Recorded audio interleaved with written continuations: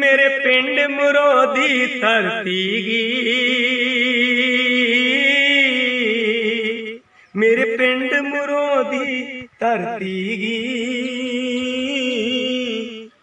लख बारी प्रणाम करा,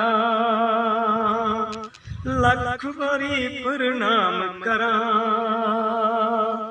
ए उच्ची सुची सोहनी है, ए उच्ची सुची सोहनी है, ए दलेजियां ते मरा, ए दलेजियां ते मरा। जम्मिया पलिया खेडिया पढ़िया, जम्मिया पलिया खेडिया पढ़िया, दुख मुसीबतें कन्ने लड़िया। जम्मिया पलिया खेडिया पढ़िया, दुख मुसीबतें कन्ने लड़िया।